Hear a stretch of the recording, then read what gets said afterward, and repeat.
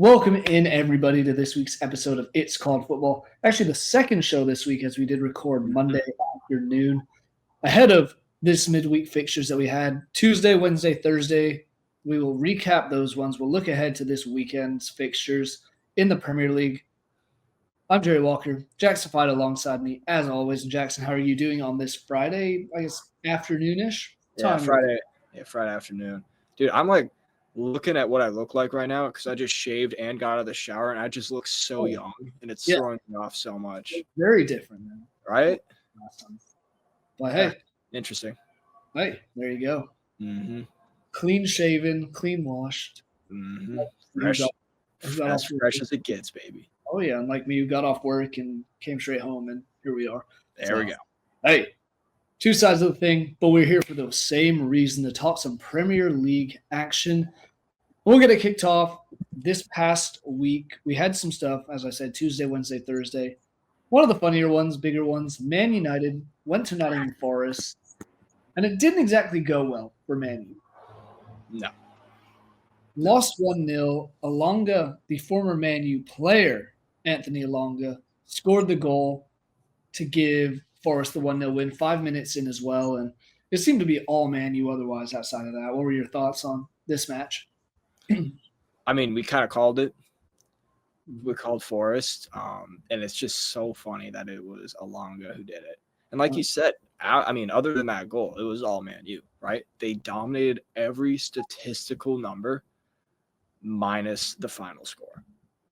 Yeah. So, I mean, I think, what was it? They had like 69% possession, like 23 shots. Yeah. But at the end of the day, this is what Forest does, right?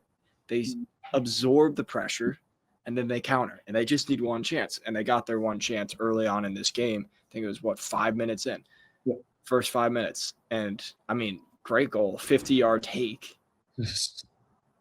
Yeah. But again, this is what Forest does. They counter, they defend, and that's all you got to do, right? So, I mean, it sucks for Man U because they actually dominated the game, right? But, yeah. And I mean, you got to also look at it for Forest. Like, they're without their leading goal scorer, Chris Wood. Mm-hmm. He didn't play, still injured in this one. And for Man U, it's like they made chance after chance. None of them looked like they were really going to go in until the very end. Yeah. Right before the final whistle, ball was cleared off the line. The ensuing set piece came in, and the guy hits the bar for Man U. It was one that's like, this is where you need a guy who can put the ball in the back of the net. And Xerxes tried his best. Højlund came on in the beginning of the second half. Bruno Fernandes, I will say, looked pretty invisible in this match. Considering he's been in really good form. Yeah. Relatively recently. Yeah, I mean, like you said, though, they don't have that goal-scoring threat up top, right? And I think there are a lot of teams in the Prem who are missing that key element. Arsenal is another one that stands out. So I think you'll see a lot, just predicting here, going a little off topic, but I think this summer you're going to see a lot of movement towards attacking and strikers, or attack-minded players and strikers, excuse me. Because, I mean, like you said, they have these chances. They have all the possession in the world, but they can't actually do anything dangerous till the very end of the game. And that's also credit to Forest's defense, right? Like, let's not just say Man U was abysmal with their final ball, final end product. No, I mean, Forest also defended well. Yeah. This is what they do. Again, so. Yeah. Matt Sells made some great saves as well. Yeah. Especially the first half, a little bit in the second half, but it was one that defensively they kind of held the ship tight and managed to hold off whatever Man U kind of threw their way. Mm-hmm. Any other really major thoughts on it? Because, I mean, outside of that, I mean, we could talk all day about how Man U sells and how they need to get this guy out, need to change the ownership. And Forest continue to prove us wrong. Once again, they're only 6 points clear of Man City in third, which is a little concerning to me. Are you worried that they are going to slip up? No, I think they'll be fine. And also, I mean, we haven't even mentioned this, but Premier League's probably going to get 5 Champions League spots. Yeah. I think with the coefficient rankings, which is something to keep in mind. Like, we'll still see. But I think they'll be fine. I think this 6-point gap they have right now is relatively comfortable. considering I thought they would have already fallen back. Even a few weeks ago, I thought they might start getting caught a little bit and fall into fourth place. They're still in third. They're doing all right. And you look at their upcoming schedule. Yeah. I mean, they got the Villa game. But after that, it's Villa and it's the Chelsea one on the last day of the season. By then, you would expect them to have already kind of sealed their fate, whatever way it is. But as you were mentioning, they go to Aston Villa this weekend. We will dive into some more detail on that one in a little bit. Mm-hmm. And home to Everton, away to Tottenham. They have the FA Cup still against Man City. Mm-hmm. I don't know if I'm focused on that. I thought they were going to lose to Brighton in the FA Cup when they played them. So probably going to lose to Man City. Brentford, Palace, Leicester, West Ham, and then Chelsea. Yeah. All of those are winnable games. Mm-hmm. Or at least not lose. I mean, they shouldn't lose necessarily any of those other ones. Maybe the Chelsea game. But even then, the way they've been playing this year wouldn't surprise me one bit if they hold on. Exactly. And that's why I don't think they'll fall off. They have that healthy gap.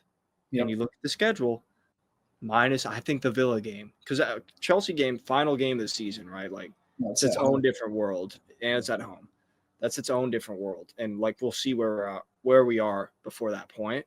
But I think every other game is so winnable for them. And they built themselves enough of a cushion that I think they'll be okay. And I'll also point this out. Chelsea, their last month of the season, before they play away to Nottingham Forest, they have to play home to Liverpool, at Newcastle, and home to Man U. I don't care. We've just talked about how bad Man U's been this season at times. That's a game that they will be up for, and the fans will be up for, and the players will be ready to go. So tough stretch in for Chelsea, which I think is even more beneficial for Forest. Meanwhile, Man City, it doesn't get much easier than that. Exactly. Their month of May is home to Wolves, at Southampton, home to Bournemouth, and at Fulham. Mm-hmm. Win all four, you'd be kind of surprised, in my opinion. Yeah. Moving on down the line, though, we will touch on Chelsea. Chelsea took on Tottenham, and it wasn't pretty, but ultimately Enzo Fernandez getting a goal in the 50th minute was the difference maker.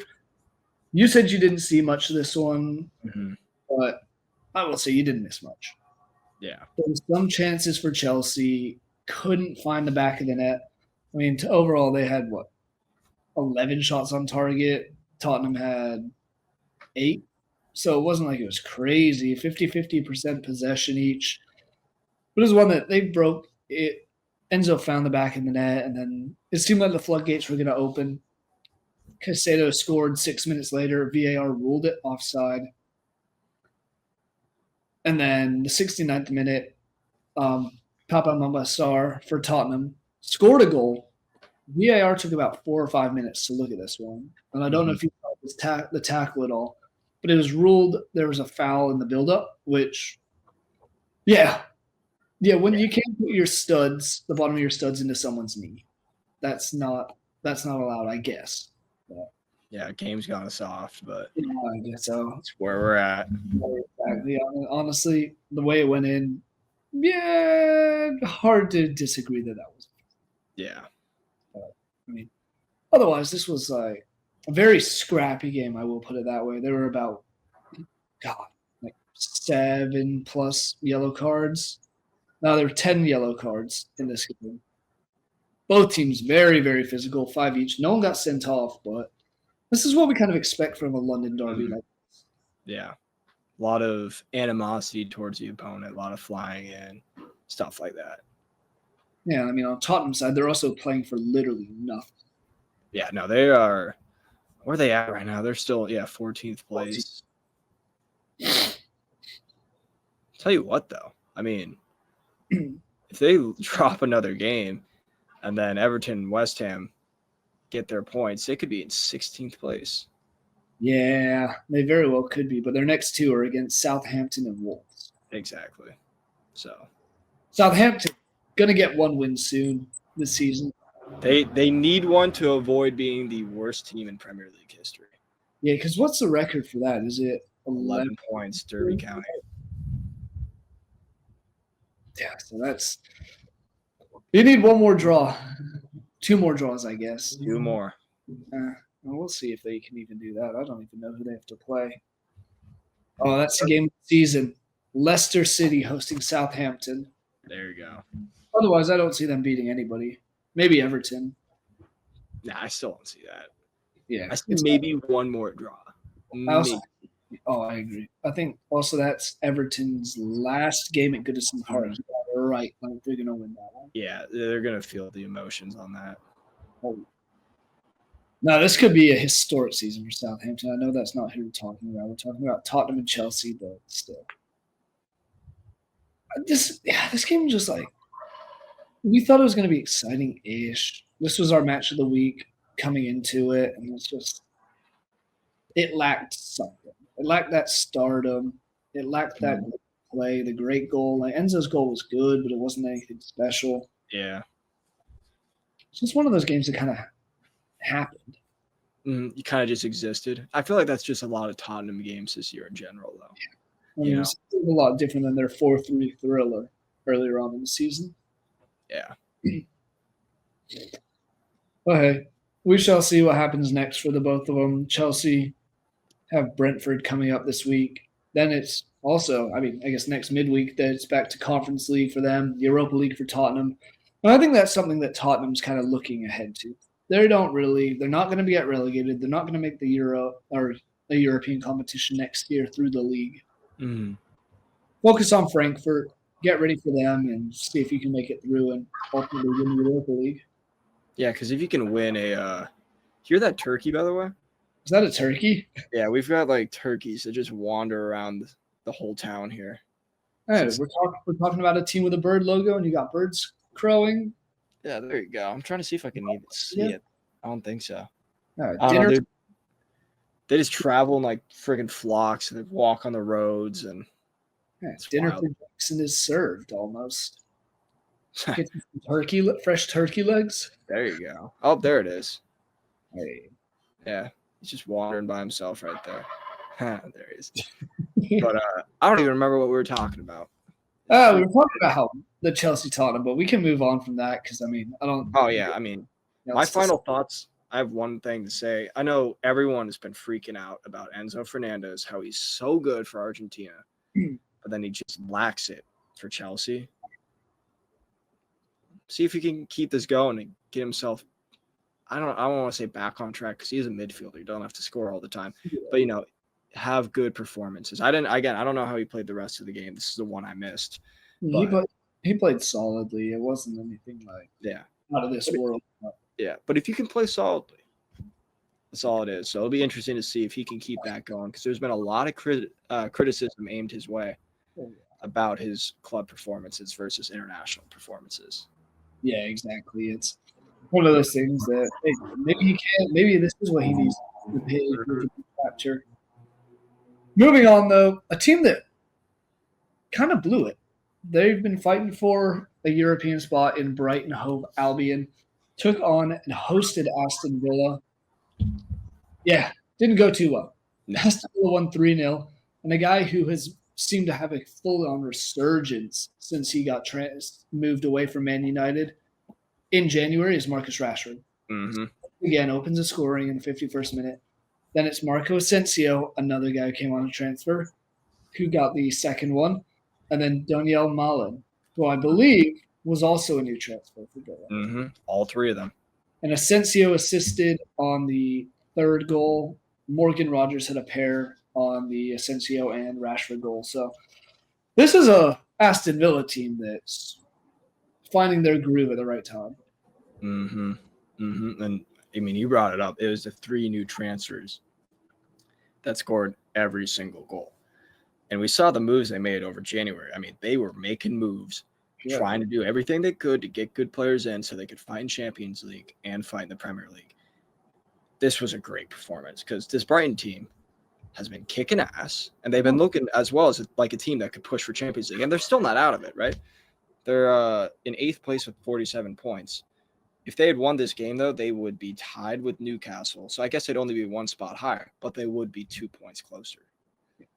So they were right there. So Villa being able to go on the road like this and win 3-0 is massive, especially considering that Brighton technically had more of the ball, technically had more chances in terms of just total shots, which you'd expect as a home team. But to be able to win 3-0 in an environment like that, that's exactly what you want. Oh, yeah. And I mean, it's one that Aston Villa ended up with 5 shots on target and scored 3 times. Yeah. You take advantage of what you're given. Brighton had 4 and could not score on their 4 attempts. But it really is like these guys that they came out and brought in, whether it's Rashford, Asensio, Diassi, Malin, they're all working and fit the system so well. And I don't even think it's for the Premier League is why they brought him in. Like you bring in exactly, which we'll get into in a second. I do want to ask you about that. But it's like you bring Ollie Watkins off the bench. When in the world is Ollie Watkins not going to be your number 1 target? Oh yeah, when like Rashford's playing and he's scoring every other game and just playing the best he's played in years. So fair play to him. Shows how much of a shit show Man U was. But he's got what? 3 goals in his last 2 games for Villa. He had an assist in the game before that in the Champions League. A few other games where he's had multiple assists. So he's been looking very rejuvenated and very good since moving to the Birmingham side.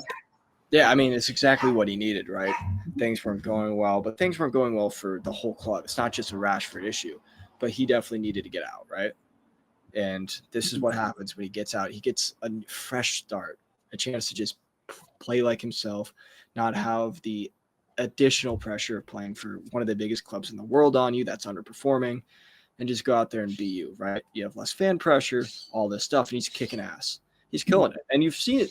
I mean, just going off on a little tangent here as well, a lot of Man U players, when they struggle there, will end up doing better at their new places. And Anthony is a perfect example of this as well.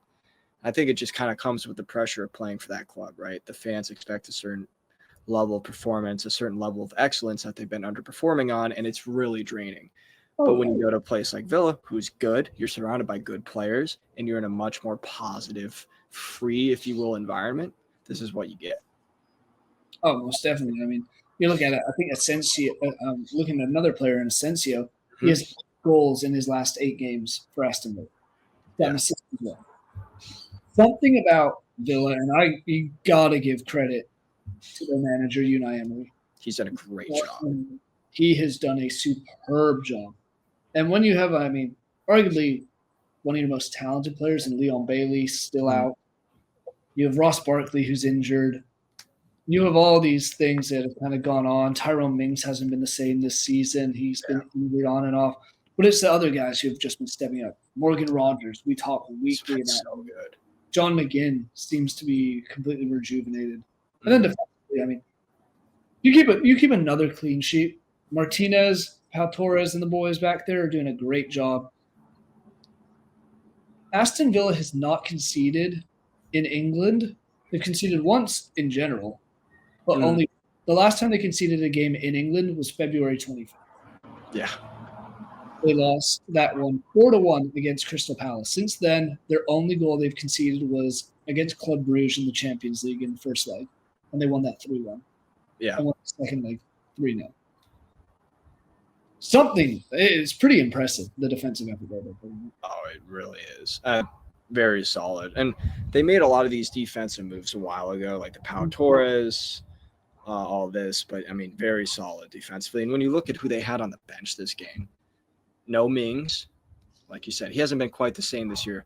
But when he's on, he is unbelievably good. One of the best center backs in the league. They also had Ian Maatsen on the bench as well, who can do a shift as well. Digne, Cash, Maatsen, and then all those guys in the center of the back line, they're doing well. It's a very solid back line. Yes, it is. And when you have one of the best goalkeepers in the world highlighting it, you're in a good place. Oh, yeah. And you're scoring. So Aston Villa, we'll touch on their match with Nottingham Forest up here shortly because that's going to be one hell of a game, potentially. But only other one I want to touch on briefly, we don't even spend much time on this from this past weekend, was the Merseyside derby. Liverpool and Everton. Diego Jota, 57th minute goal was the difference. It was not nearly as exciting. It seemed like a game that Liverpool dominated, I think. Yeah, they did. But it was like they never looked to score. They had 3 shots on target. Everton didn't have a single one. Yeah. Only one team wanted to win this, and it just seemed like Everton was trying not to concede from the get-go. Not even trying to score. They're just trying to not allow Liverpool to. Eventually, they broke through. But it was a little disappointing, in my opinion. No, I mean, that's definitely how it felt, right? They were playing to not lose, not to win. That was the whole mindset. I mean, 0 shots on target. Kind of sums it up right there. They were trying to let Liverpool have the ball, maybe get a counter out of it, get a set-piece goal, but overall just try to keep the ball at the back of the net. And they actually did a decent job, to be fair. To do it at Anfield, only give up 3 shots on target, it's not bad. The unfortunate thing is this is one of the – I mean, they're as clinical of a team as you'll find in the world. So they got their chance. Jota put it away. And, I mean, yeah, at that point, you kind of knew the game was over. You could just see with the flow, the overall possession that Liverpool had, and then obviously just knowing that it's Liverpool, much more talented team at home, you kind of knew it was over. But like you said, didn't have that same level of excitement as the first one we saw where Tarkowski scored that last-minute equalizer. I mean, not even saying that. I mean, match did finish 2-2, and it was a hell of a finish at the very end. Yeah. But it was one that was there just seemed to be more. I wonder if that was because it was the final one at Goodison Park. Mm-hmm. That may have been a big part of it. But it seemed like the crowd was up for it. Like the Liverpool crowd was great early on, and then it kind of seemed to have quieted out a bit. And it was just one of those matches that it's entertaining, maybe, but it wasn't anything. I'm not going to remember watching this or what happened or even who scored a month down the line. Yeah. No, it definitely lacked that punch, that kick that you hope you see in derby matches, right? But it is what it is. I mean, the team that deserved to win and that we all thought was going to win did win, and they keep chugging along. I mean, they're going to win the league. It's already – I mean, we all know it, and they just keep moving towards that every single day. Yeah, I mean, you look at it. What are they? They're still 12 points clear. 12 points clear. They had 8 left. Yeah. No, they're not catching. Yeah, exactly. It is what it is, but hey, congrats to Liverpool. Another win. One step closer to another title. Uh-huh. Before we move into our match of the week and the matches this week, there was some big news that came out today that I do want to ask you about. It seemed like it was kind of coming, but I didn't realize it would be this year. Kevin de Bruyne announced that he's leaving Manchester City. Yeah. Does this surprise you at all? No, it does not. I mean, dude's 33 years old. Yeah. So he could keep playing for a bit. This is around this, once you get to about 32 to 35 is when you see players kind of start wrapping it up, calling it a day. So it doesn't surprise me. He's had injury issues. And when you see him on the field, he's not the same, right? Oh, yeah. He's just not the same. He's not the same going forward. He still has it in him. Don't get me wrong. He still has moments of magic where he can play an insane ball or score an insane goal, but he just doesn't have it like he used to have it. That's the injuries. That's the age. And I feel like mentally he's probably tired as well, right? Because that's what it ultimately comes down to. You retire once you're just not feeling it anymore. Now, he's not retiring, right? Sorry, let me rephrase that, but you move on.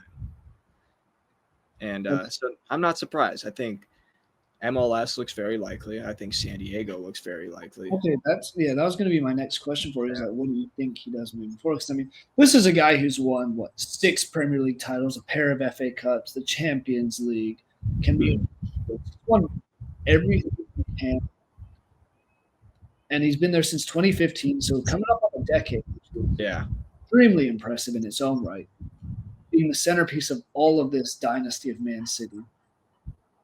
Do you think he's done? Do you think he goes MLS bound? It sounds like you kind of do. Or do you think he goes back somewhere else in Europe, maybe back to Belgium? I don't see him doing Belgium, honestly, but I don't see him doing Saudi Arabia either.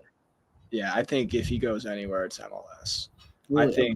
I think San Diego. I mean, just when you watch him play now, he looks like someone who's ready to kind of just ease their way into retirement. Still play another year or two, but and I mean, what better place to do that than San Diego, California?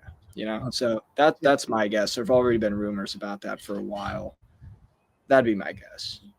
Yeah, I remember the rumors talking about him coming to the MLS, but I was like, oh, no. He's just hurt this year. He'll be fine. But it really does seem like his European adventure might be coming to an end. Hey, what a career he has had, though. God, I know. Even outside of the Premier League stuff, he's won the Belgian Pro Leagues. He won all 3 trophies you can in Belgium. Won 2 cups in Germany with Wolfsburg. Yep, won the DFB Pokal and the Super Cup. Never won the Bundesliga, but that was in the midst of Bayern Munich winning it every single freaking year. Yeah. Belgium never won anything, but he finished 3rd at a World Cup. He kind of led that golden generation as well as he could. A couple other players kind of slacked here and there, and that ultimately may have cost him. But hell of a career in Europe. And I do want to ask you one more thing just on this topic. What's next for Man City? Because that's where my head is at. It's like, all right, so we have Rodri. Who knows how healthy and fit he'll be and what shape he'll be in come next season. You're losing Kevin de Bruyne. Seems like a changing of the guard almost. Oh, I mean, yeah. Arsenal coming up. Is the dynasty over, do you think? I think so. And it's not to say they won't go and win the league title next year. I just don't think you'll see them do it like they were doing it, where it's every year, basically. I don't know.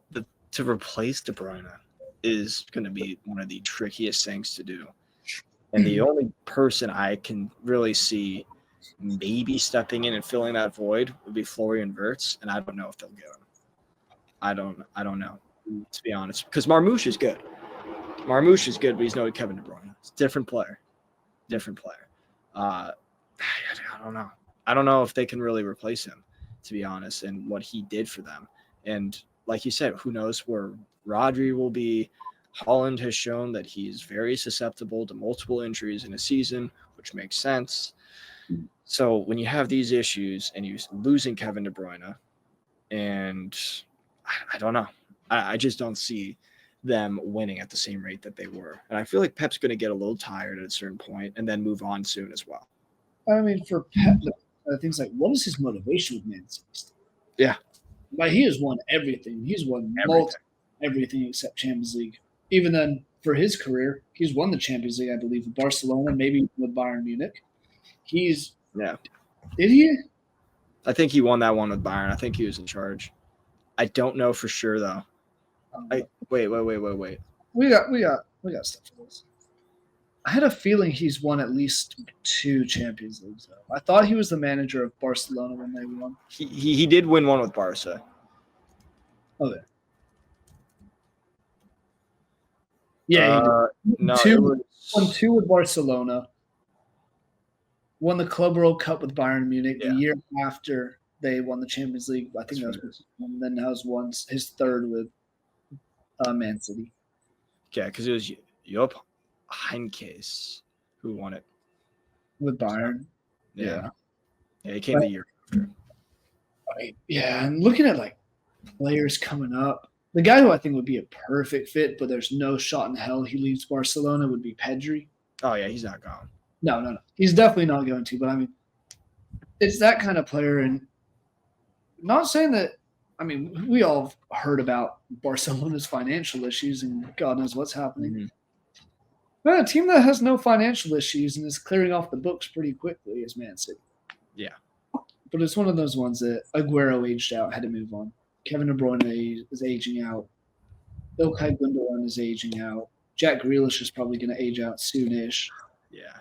Ederson, John Stones, Ruben Diaz. This team's kind of fallen back to reality after so much success over such a long period of time. yeah, now you're going to have to figure out how to replace. And the reality is we have to replace all these people who they may still be able to play and play at a decent level, but they're not playing like they were during their peak. Oh, no. You see plenty of teams fall off, at least for a few years during those periods, right? So it'll be interesting to see how they approach it, who they go for this summer to try to fill that void that's left. They still need to go and get another striker. So I think that's also got to be paramount to their transfer strategy. But I'm curious to see what they'll do and what the future holds. Because, yeah, like you said, it's kind of like a changing of the guard, it feels like. And you saw Aguero kind of, but I feel like he was still the older generation. But De Bruyne epitomized this Man City team and this Man City run. So with him stepping away, we're going to see it just completely change. And especially as, like you said, other people also age, other people also end up moving on. It's going to be interesting. Yeah, I mean, he was the engine that kept this Man City train going. That's the easiest way I can put it. Yeah. So big questions coming up. See what Man City does over the summer. We still have the Club World Cup coming up. Still have a big game with Man U this weekend, which I'll dive into now. That is our match of the week. I think that kind of transition works out well. Man U will be hosting. And God, I have an eeky feeling that Man U might be able to pull off a result here. Oh. They haven't lost to Man City since, I guess, late in the Premier League last season. Mm-hmm. But that includes draw the Community Shield, which they did lose that on penalties. I did figure that. But they won the FA Cup against Man City, won their only match this season against Man City, and that was back in mid-December.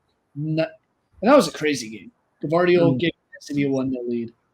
The 88th minute, Bruno Fernandes scores a penalty like he always does.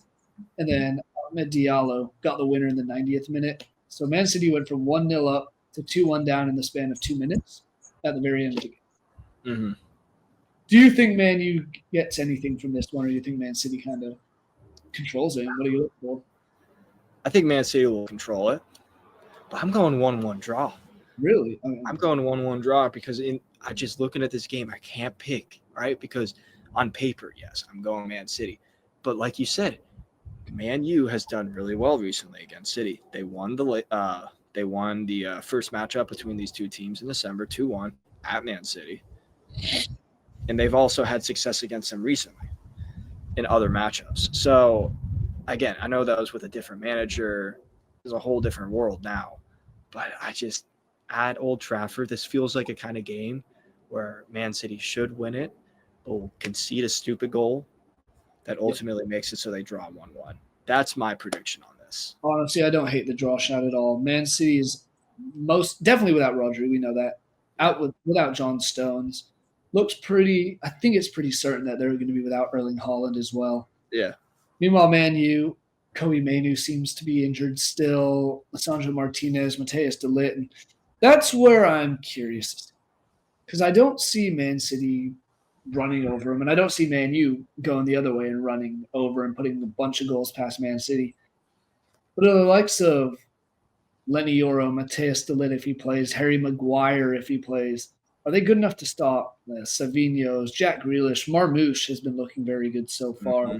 Maybe Phil Foden's healthy. I know he didn't play, or at least didn't start in their last game for Man City, but it's like I still think on paper, and that's what we were just saying, on paper this team wins 10 out of 10 times. Yep. But this does just have that feeling of at Old Trafford, Manchester Derby, that it's going to be – I wouldn't be surprised if it's 0-0. I'm going to take 1-0 Man City. No, okay. I think if anyone it's tough, huh? Yeah, this is where I went draw. I don't hate the draw shot. I'll go 0-0 because I think both teams kind of will struggle to score. I want to go one. I think if anyone wins, it'll be Man City. Yeah. But I just think they'll – exactly what you said, what we've seen all season long. Mm-hmm. They concede a stupid goal that they should not be conceding and just can't make up on the offensive end. Yep. Kind of just epitomizes Man City this year, right? They have all the talent in the world, but they concede stupid goals that ultimately screw them over. And a lot of, like, early on in the season, back when they were still leading, they were able to overcome it. But against better teams, we saw that just really caught up with them. And yeah, it sounds like that's what both of us think happens here if there are to be goals, right? Yeah. Like it's not Man U doing anything with serious class. It's more so Man City falling asleep, right? Maybe a bad pass, maybe they don't track, maybe they miss a tackle, whatever it is, because there's been all of this. Maybe it's Ederson doing something stupid. We've seen that as well. Or Ortega. I mean, God forbid he's playing, you know? It's kind of just every single person back there has done something this season that is just mind-boggling considering how stout they have been defensively in seasons past. So, it's time and time again, it just seems like they're making a mess of things this season, at least. Which, as we said earlier, unlike the usual Man City teams we've seen dominate year in, year out. Yeah. Times are changing. With those times being changed, we're going to look at our next matchup. Nottingham Forest, third place in the entire Premier League, taking on Aston Villa, who sits, what would you say, seventh at Villa Park. Both teams have won their last 5. I know the winning streak goes a little bit further for, I think, both of them. Yeah. Villa's up to 6. Forest is up to, God, what is it, like 7 or 8? Oh, no, it's 5 in a row. They drew their one right previously, so 6 unbeaten.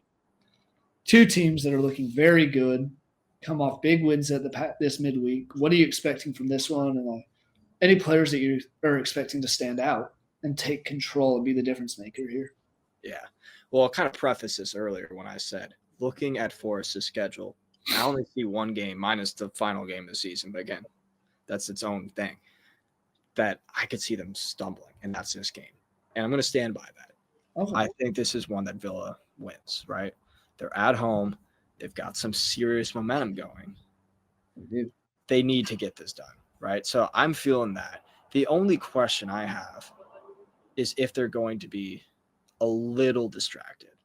Yep, and that was going to be my reasoning behind my thing is, I mean, go ahead. I'll let you explain. Yeah, and obviously this is putting it out there. Everyone should know they've got Champions League quarterfinals coming up. And it's not just any team they're playing. They're playing the team that looks like the best team in the world right now in PSG. And they're not just playing PSG. They're playing in Paris. They got to go to France.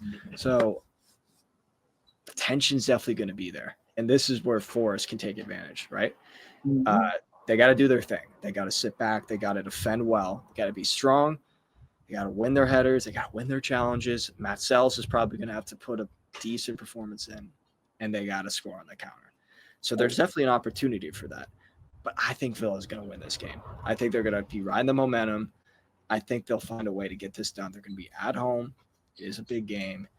I'm going to take a 2-1. I think Forest does get a goal, but I think Villa also gets one. And I don't know who they're going to play because I'm curious to see what approach they're going to take before the Champions League game. So I don't know exactly who's going to be playing up top, who's going to be playing in the back line, who's going to be in midfield, because they have a lot of options. But if I had to take a guess as to like a certain player that I think will make the difference, it's kind of hard to put your trust in anyone but Marcus Rashford right now with how he's been playing and just the speed he has, the finishing ability he has. I think that's the one I got to go. Again, he may not even play, right? And if he doesn't, I could see Morgan Rogers definitely having a big role because I think he'll play no matter what. But I'm going to say Marcus Rashford is a difference maker. He gets at least one goal. See, I'm going to go the opposite way, and I think it's going to be a guy similar to Elanga again. I could see him being the difference maker, running up and down that wing. And he was the one who scored the winner in the first match that these two teams played. Just like the Man U one we just talked about. Aston Villa were up 87th minute. Milinkovic gets one back for Nottingham Forest, and then Elanga gets the winner in the 93rd minute. Mm-hmm. This is one where I could see him and Morgan Gibbs-White, that combo, putting pressure on like Lucas Digne, kind of forcing the defensive midfielders to play a little further back and not be able to kind of spring out Rashford, Ollie Watkins, whoever's playing up in the middle and up top going ahead. But I'm also looking for guys defensively. And really, it's that midfield battle that I want to see. Now, if Callum Hudson-Odoi can suddenly start sprinting down the wing, I think it's going to be, for Forest, I guess this is a long way of putting it, they need to make their width known. They need to spread out the defense, Because if you let Pau Torres and Konza, Matty Cash, Lucas Digne all kind of clump up defensively with the two defensive mids, you're going to have a hard time scoring, especially with the way Emiliano Martinez has been playing. Yeah. You're likely without Chris Wood for Forest as well. Mm-hmm. But it is like, I just think that they're going to look ahead. I mean, 3 points here would be massive for their European dreams for next season. But at the same time, you already said we're likely going to have 5 in Champions League. That means the next 2 will likely go to the Europa League or the Conference League. Mm-hmm. Where they as of now, they're in the European spot next week. Mm-hmm. They still win the Champions League. It's going to be an uphill battle, especially with PSG, but I think it's one that, especially since you already played, 3 days ago, I think? Mm-hmm. What was it? Yeah. Yeah. It'll have been 3 days since when they played last, and then it'll be 4 days until you play again next. This is when I could see them slipping up, and I am going to take Forest to win 2-1 again. I do think it's done. I think it's a very exciting game, but it's one that Forest just has that extra little, we don't have to play until next weekend. Mm-hmm. And you would completely understand if they do look ahead. Obviously, every manager goes into every game trying to keep his team focused. Right? Playing a team, as you just put it, who look like the best team in Europe at the moment. Yeah. And you're in the Champions League quarterfinals, which is what every player dreams of playing in. So, understandable if it happens. I'm still going to back Villa, but wouldn't be shocked at all if I'm wrong, No, and I mean, I'm going like I said, the other way, but I would not be surprised if Villa come out and make it a 6th or a 7th consecutive win. Mm-hmm. Only other one I have written down, and this one we can kind of glaze over a little bit, Ipswich Town and Wolves. Mm-hmm. It's more the importance of this match of why we brought it up today, but it's Ipswich, as you guys probably might know. If you don't know, now you will know. 18th place, 20 points. Wolves are 17th, 29 points. This is one that could be a big 6-point swing where if Ipswich wins, they go up to 23. Wolves go down or stay at 29, so it's a 6-point gap. And with the likes of them having to play, Wolves have to play much better teams still coming up. And Ipswich,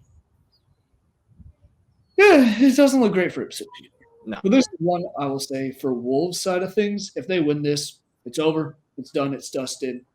Do not have anything to worry about staying up. Do you feel the same way as far as, like, if Wolves win this, we know the 3 if we don't already? I still believe that even if Ipswich wins this, we still know the 3. Okay. That's my take on this. But, I mean, 100%. If it goes the way that I think it's going to go and Wolves wins, then it is game. It's game over. They're going down. There's no way. If they do win this, they're only 6 points back. We'll have 7 games to go. It is technically still possible. Have you seen Ipswich's upcoming fixtures? That's the issue. So they play home to Wolves, and at Chelsea, home to Arsenal, at Newcastle, then at Everton, who we've talked time and time again are very good at home at Goodison Park, especially when it's like your second to last home game at that park. Crowd's going to be up for it the rest of the season. Yeah. So I do like the shot that you're saying about. Yeah, I agree. If Wolves win, and even if they don't, it probably is all but done and dusted. We know that Southampton, Ipswich, and Leicester are going back down. Mm-hmm. But it's just fun to have maybe, just maybe this can spark some fire under the boys. And hey, if they do it, we could see another Great Escape, which those are always really interesting to watch, right? Yeah. So, I mean, if they can do that, fair play. But there's you just went through the schedule. There's just no way in hell that they win enough games in that stretch. And I'm not saying that Wolves is the easiest. They have to play away, home to Tottenham, away to Man U, away to Man City, home to Brighton, and away to a Crystal Palace team that looks like the best team in the Premier League at the moment, as far as form goes. But yeah, what's your score prediction? And do you think it's pretty lopsided? I mean, I'd say Crystal Palace was good until this past weekend, which for the first time in a long time, we've been wrong on our Southampton prediction. I know that one surprised me, but I mean, going back to this score prediction, I'm going 2-0. I don't think Wolves is as bad as they've played this year. I want to throw that out there. They had a horrendous, wretched start to the season, but I do think they've actually got some talent, right? No, the thing is, they put up goals in abundance. It's the defense. Yeah, defense is the issue. They have 41 goals. As far as the bottom 10 go, only Tottenham, who has 55, and Brentford, who have 51, have more goals than them. Yeah. However, they've conceded the fourth most goals in the entire league with 51. And that's why relegation. Yeah. That's the issue. And I mean, that goes back to the old adage that offense wins games, defense wins championships. Yep. Offense may win you a game, but defense is what keeps you up. And the only reason that they're going to stay up is because the gap in quality between championship and Premier League is continuing to grow every year. And the teams this year weren't able to bridge that gap. That's the only reason they're going to stay up. Oh, yeah. I mean, you put them in last year. I think this Wolves team competing last season probably doesn't stay up. Yeah, Luton might be able to sneak past them. What I mean, to be honest, yeah. There was just such a massive gap between the bottom three this year and everybody else. Yeah. It's and I feel like we're going to continue to see that, unfortunately, just because of the money that Premier League sides generate, they bring in, and that they have, that their ownership has, and obviously you try to mitigate it with parachute payments, with financial fair play, but at the end of the day, we all know how this works. And you're going to continue to see this gap grow. It's really sad, right? Because you want to see at least some level of semi-parity between the bottom of the Premier League and the top of the championship. But I just don't think that's the world we live in anymore. You know? I mean, you talk about financial fair play. We still have heard nothing about the ongoing lawsuit surrounding Man City. We're not going to.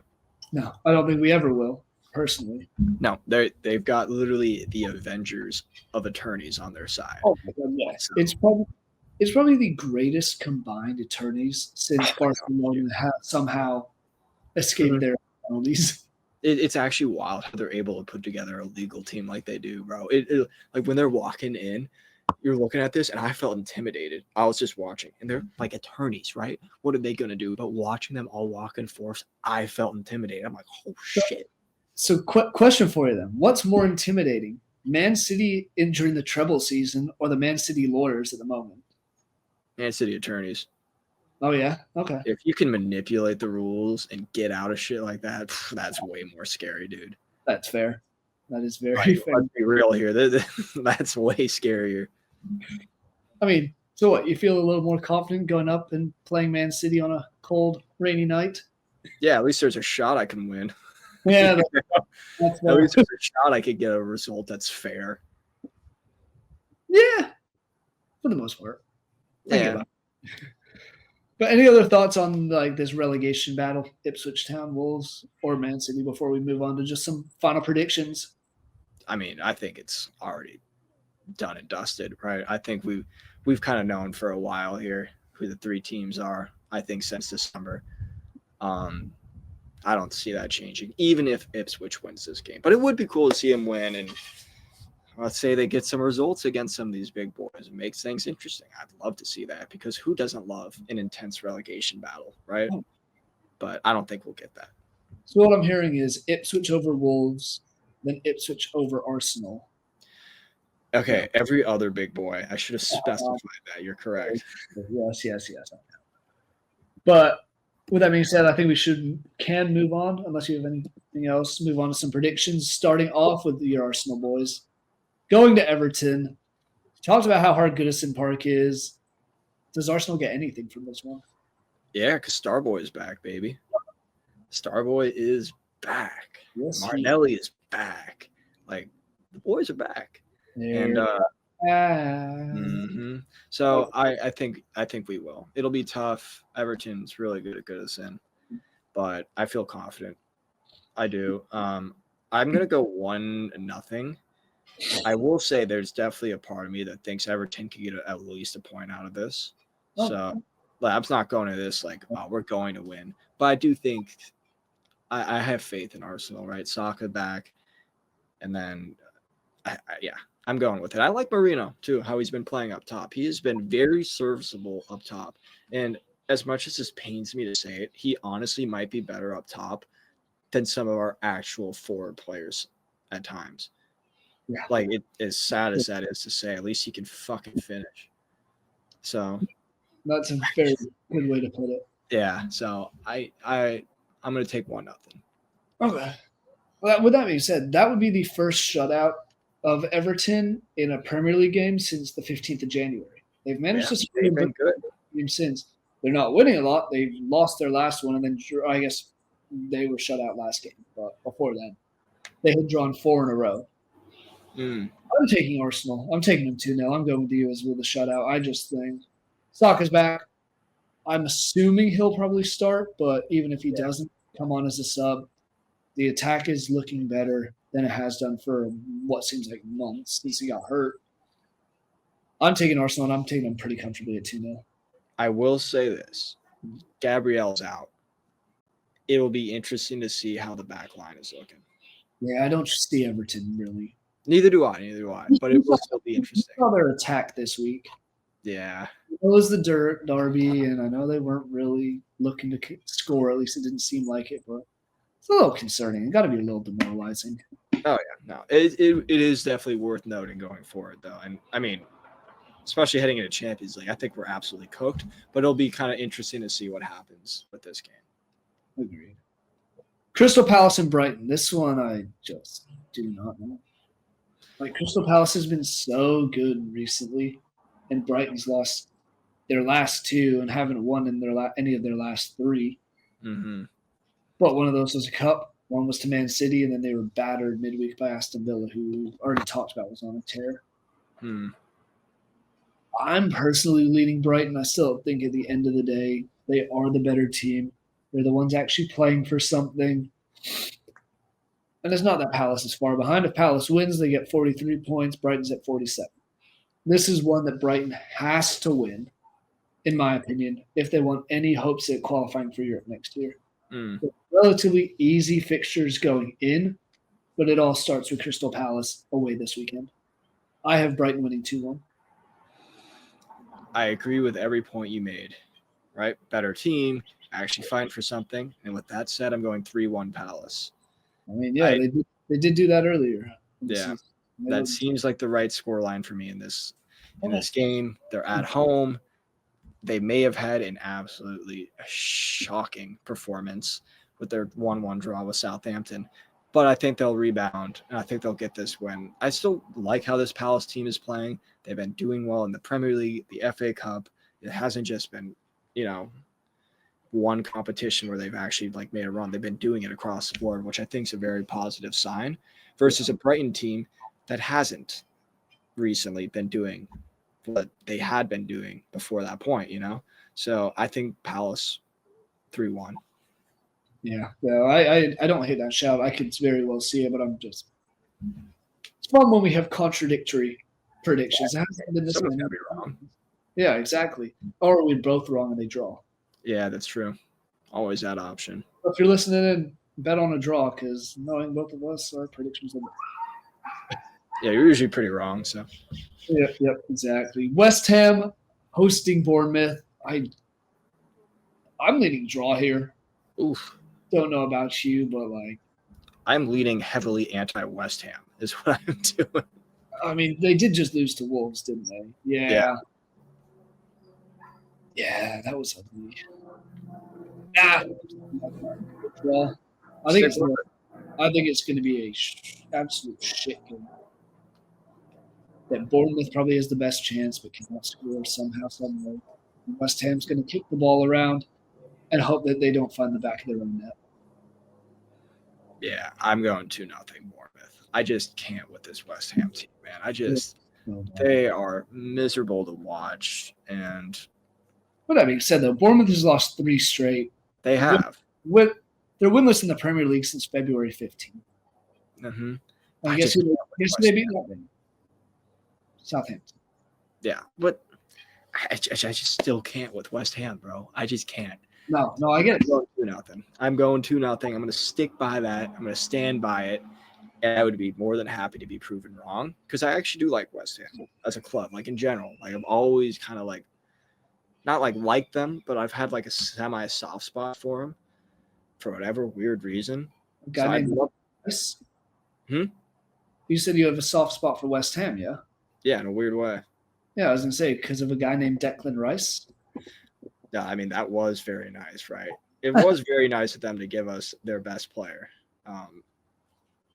But no, I mean, even before that, like, yeah, I don't know, something about them playing at Olympic Stadium I think is so sick. But I don't know. I'd love to be proven wrong, but I just can't with this West Ham team, man. They've just been so bad this year, and you just got to get to the end and then restart again next season. Very fair. Yeah, no, I can believe that. I can get behind that. I just think this is one that both teams are ass at times. They're ass recently.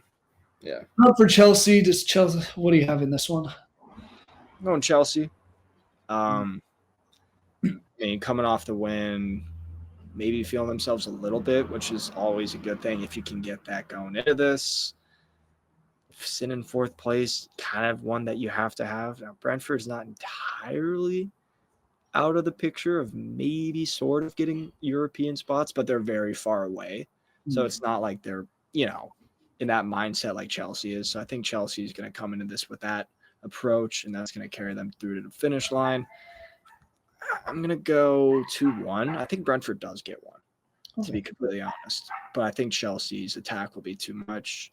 I think they get 2 goals. I don't know who it comes from, to be completely honest. Yeah. But I think they do get 2. Yeah, I'm taking Chelsea. I'm taking them 2-0 as well. I think that they're just the better team. They've looked better recently. They have had their struggles not that long ago, but they seem like they're doing better than Brentford is every day of the week. If Chelsea wins this game, it'll be their first league double over Brentford since 1946-47. All right, with that being said, I'm just kidding. I'm not changing my pick. Times have to change at some point, but that's incredible. Isn't it? Was that they did over Brentford. Those London derbies for you. I mean, I don't even remember the first match this season. These two, it was 2-1. It was 2-0, and then Mbeumo scored very late in the 90th minute. Which, to be fair, I totally forgot that was what the score was before making my 2-1 call, so I promise I'm not just being lazy. But, yeah. Hey, it doesn't matter either way. Yeah, how many does Liverpool beat Fulham by? Unless. I got to think on this one. Obviously, they're winning. And Fulham, for as much as I love this team, they've been so recently. Bad at home as well. Yeah, the home part's surprising to me. Because usually at home, but they beat Tottenham in their last home or second to last home match, but otherwise they lost to Palace in the Cup and lost to Palace in the league. Okay, but beating Tottenham at home is not something we need to brag about this season. No. So looking at this now. Is it ever something you need to brag about, beating Tottenham at home? Tottenham's such a small club. Who cares? But getting back to this, I'm going 3-0. I think they run it up. I think the fact that they don't have Champions League to look forward to this week might piss them off a little bit, and they'll come out firing. Oh, I'm with you. I think they win at least 3-0. Win pretty comfortably, and this is a little bit of a bloodbath. Craven Cottage. With that being said, it was 2-2 last time. I don't see it being 2-0. No. I just being very, very one-sided. Running up, final 2 matches. I think both of these are pretty straightforward. If I had to guess, well, I guess it's Tottenham and Southampton. I don't know which one you're going to lean there. I wish I could go the opposite way here, but no, it's going to be Tottenham. Yeah. Always. I think Southampton, again, has maybe a draw in them left. So every game going forward, I'm picking against them. I've been doing this for so long. I'm going to stick by it because this is the one prediction I've gotten right basically every single time, it feels like. Southampton won't win. They've only done it twice this season. So give me Tottenham. Give me a 2-goal victory.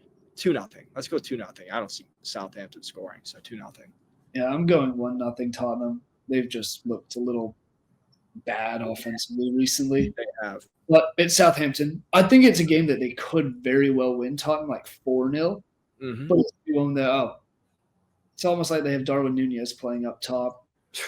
Shots, sitters left and right. But yeah. I think it's one that Tottenham should win very, very easily, but they'll just win by a goal. And last but not least, Leicester City hosting Newcastle. Leicester have any hope? Nah. Give me Newcastle. I'll be nice. 2-0 because I wanted to say 3 or 4, but I think 2-0. I'll be nice, but Leicester has been. They just haven't been it. They've lost their last 5. They've conceded 67 goals this season against a Newcastle team that's as good as they are in attack, with players as good as they are in attack, like Isak. Yeah, they're going to at least give up 2. So give me 2-0. I mean, since 2025 started, they've lost 10 of their 11 Premier League matches. Leicester. Yeah, I'm going to take Newcastle. Give me Newcastle. Smash it. Give me Newcastle at least 2-0 as well. Yeah. I mean, you look at their last few matches for Leicester. 2-0 lost to Man City. 3-0 lost to Man U. Somehow they only lost 1-0 to Chelsea. Yeah. 2-0 to West Ham. 4-0 at home to Brentford. 2-0 at home to Arsenal. 4-0 at home to Leicester. I don't even know if this team is capable of scoring. No. Doesn't feel that way. Give me a comfortable shutout, and I'm going 2-0 with you as well. Yeah. With that being said, Jackson, any final words and thoughts before we wrap up this week's episode? We've made it over an hour. Hell of a lot longer than our earlier episode this week. So, I had no concerns about that. We always find a way. Always find a way. But no, I mean, it's not the most interesting of weeks in terms of what you'd see on paper. But I'm hoping that we get some exciting games, some thrillers. Hopefully this Manchester derby is something, And it won't be. But we do have Champions League to look forward to next week, boys. So we'll all lock in for that. Champions League? Oh, yeah. Was it about the UEFA Conference League? No. Oh, fair enough. No, Arsenal graduated from those lonely Thursday matchups. So I don't have to worry about that right now. Yeah, that is very true. I mean, hey, I don't even know who. I know Man U plays Lyon. That'll be spicy. Tottenham and Frankfurt will be interesting. But then, Legia Warsaw hosting Chelsea.